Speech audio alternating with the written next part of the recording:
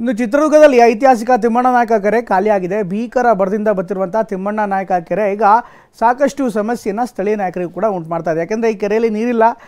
ಸ್ಥಳೀಯ ನಿವಾಸಿಗಳಿಗೆ, ಸುತ್ತಮುತ್ತಲಿನ ಪ್ರದೇಶದ ಜನರಿಗೆ, ಜಾನುವಾರುಗಳಿಗೆ ಕೆರೆಯಿಂದ ಕುಡಿಯೋ ನೀರಿನ ಸಮಸ್ಯೆ ನಿವಾರಣೆ ಆಗ್ತಾ ಇತ್ತು. ಆದರೆ ತಿಮ್ಮಣ್ಣ ನಾಯಕ ಕೆರೆ ಆಡುಮಲ್ಲೇಶ್ವರ ಅರಣ್ಯ ವ್ಯಾಪ್ತಿಯಲ್ಲಿರುವಂಥ ಐತಿಹಾಸಿಕ ಕೆರೆ ಇದು. ಕೆರೆ ಬತ್ತಿ ಹೋಗಿರೋದ್ರಿಂದ ದುರ್ಗದ ಜನರಿಗೆ ಸಂಕಷ್ಟ ಎದುರಾಗಿದೆ. ಜಾನುವಾರುಗಳು, ಪ್ರಾಣಿ ಪಕ್ಷಿಗಳು ನೀರಲ್ಲಿ ದೇಗ ಪರದಾಟವನ್ನು ನಡೆಸುವಂಥ ಪರಿಸ್ಥಿತಿ ಎದುರಾಗಿದೆ. 2 ವರ್ಷದ ಹಿಂದೆ ಕೆರೆ ಹೂಳೆತ್ತಿದ ದುರ್ಗದ ಯುವಕರು ಅಂಜಿನಪ್ಪ ಮತ್ತು ಗೆಳೆಯರಿಂದ ಕೆರೆ ಸಂರಕ್ಷಣೆ ಕಾರ್ಯ ಕೂಡ ನಡೀತಾ ಇದೆ.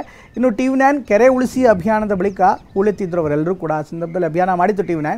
ಕಳೆದ ವರ್ಷ ಮಳೆಗೆ ತುಂಬಿದ್ದ ತಿಮ್ಮಣ್ಣ ನಾಯಕ ಕೆರೆ, ಆದರೆ ಈ ಬಾರಿ ಬರಗಾಲ ಇರೋದ್ರಿಂದ ಕೆರೆ ಸಂಪೂರ್ಣವಾಗಿ ಬತ್ತಿ ಹೋಗಿದೆ.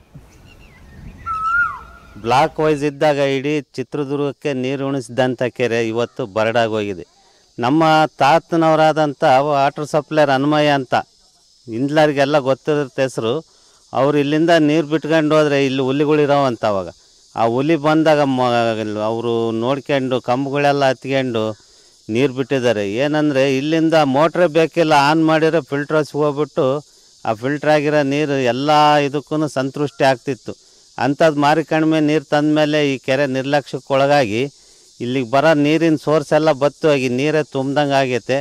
ಈ ಸಂಬಂಧಪಟ್ಟಂಥ ಸರ್ಕಾರ ಆಗಲಿ, ಜಿಲ್ಲಾಡಳಿತ ಮತ್ತು ನಗರಸಭೆ ಅಧಿಕಾರಿಗಳು ಇದ್ರ ಬಗ್ಗೆ ನಿಗಾ ವಹಿಸಿ ಒಂದು ಸ್ವಲ್ಪ ಇಂಪ್ರೂವ್ಮೆಂಟ್ ಮಾಡಿದ್ರೆ ಈಗಲೂ ನಮ್ಮ ದುರ್ಗಕ್ಕೆ ನೀರು ಉಣಿಸ್ತತಿ ಈ ಕೆರೆ. ಈ ವರ್ಷ ಬರಗಾಲ ಬಂದು ಸಂಪೂರ್ಣವಾಗಿ ನೀರು ಬತ್ತಿ ಹೋಗಿದೆ.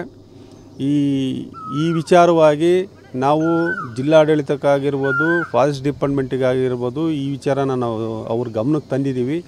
ಈ ಕೆರೆನ ಡೆವಲಪ್ಮೆಂಟ್ ಮಾಡೋಂಥ ಕಾರ್ಯಕ್ಕೆ ಕೈ ಹಾಕಬೇಕು ಜಿಲ್ಲಾಡಳಿತ ಅಂತಂದೇಳಿ ಈ ಸಂದರ್ಭದಲ್ಲಿ ಕೇಳ್ತಾ ಇದ್ದೀನಿ. ಈ ವರ್ಷ ಬರಗಾಲ ಬಂದು ಸಂಪೂರ್ಣವಾಗಿ ನೀರು ಬತ್ತಿ ಹೋಗಿದೆ.